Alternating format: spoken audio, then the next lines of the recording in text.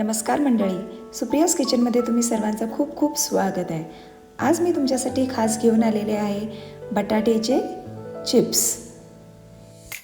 उन्हाळा चालू झाला आहे, मग तुम्ही सुद्धा करणार आहात का बटाट्याचे चिप्स?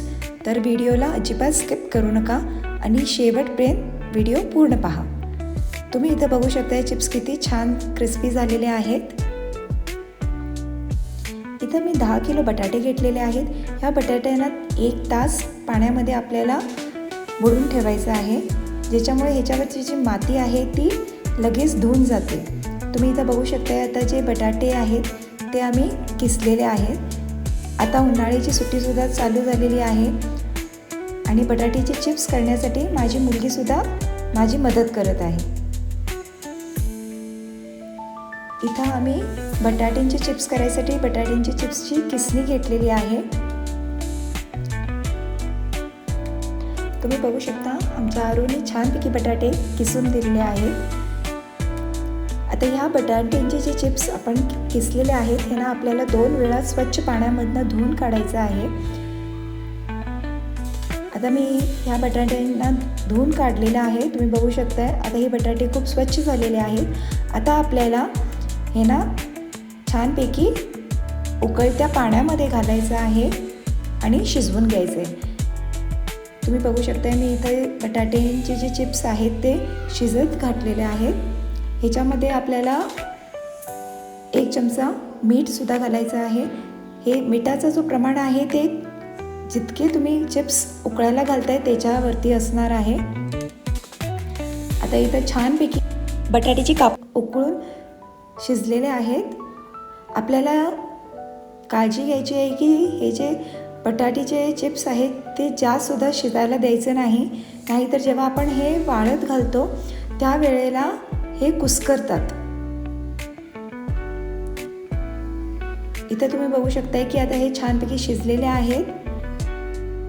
आता जो मेन काम आहे तो आहे ह्या चिप्सना वाळत घालायचं.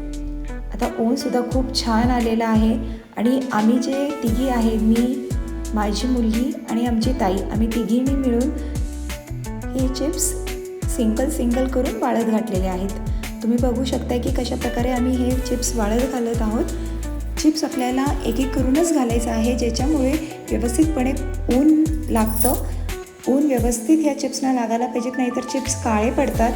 आणि चिप्स घालून झाल्यानंतर त्याला आपल्याला वरूनसुद्धा झाकायचं आहे, नाहीतर त्याच्यावरती धूळ साठते. आता हे सेकंड डे आहे जे आम्ही चिप्स वाळत घालत आहोत. वाळल्यानंतर ह्या चिप्सची क्वांटिटी जी आहे ती कमी होते. तुम्ही बघू शकता की पहिल्या दिवशी ही किती होती आणि सेकंड डे ह्याची क्वांटिटी केवढी झालेली आहे. आता हे छानपैकी वाळल्यानंतर ट्रान्सपरंट होतात आणि खूपच क्रिस्पी होतात. तुम्ही मोडूनसुद्धा बघू शकताय. मी तुम्हाला इथं झूम करूनसुद्धा दाखवते की हे जे पापड जे आहेत छानपैकी वाळलेले आहेत, ट्रान्सपरंट झालेले आहेत आणि ह्याची क्वांटिटीसुद्धा तुम्ही बघू शकताय की मात्रा किती झालेली आहे. आता इथं मी पापड घेतलेले आहेत तळण्यासाठी. तर चला आता आपण पापड तळायची सुरुवात करूया. इथं मी एक पॅन घेतलेला आहे. पॅनमध्ये आपल्याला तेल घ्यायचं आहे. तेल आपल्याला पापड तळण्यासाठी थोडं जास्त घ्यायला लागतं का पापड तेलामध्ये छानपैकी डीप व्हायला पाहिजे, तेव्हाच ते छानपैकी फ्राय होतात. तर आपण आधी तेलाला गरम करून घेऊया.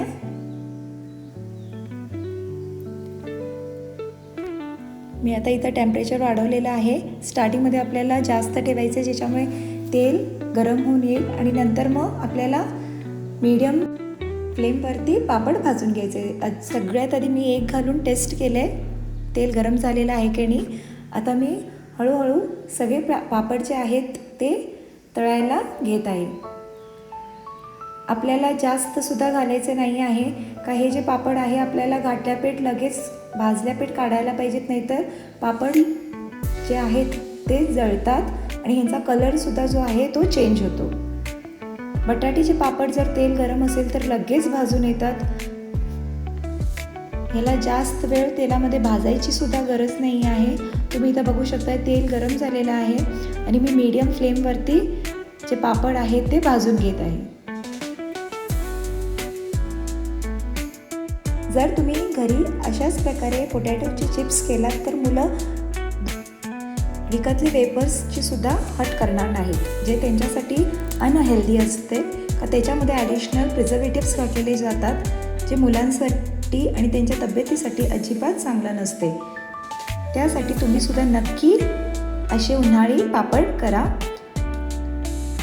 तुम्ही बघू शकताय की हे जे पापड आहेत खूपच छान फुलून आलेले आहेत आणि मी हे जे पापड आहेत ते तळून टिश्यू पेपरवरती काढत आहे का बटाट्यांच्या पापडवरती तेल राहतंच आणि हे जे तेल टिश्यू पेपर जे आहेत पूर्णपणे ॲब्झॉर्ब करून घेते.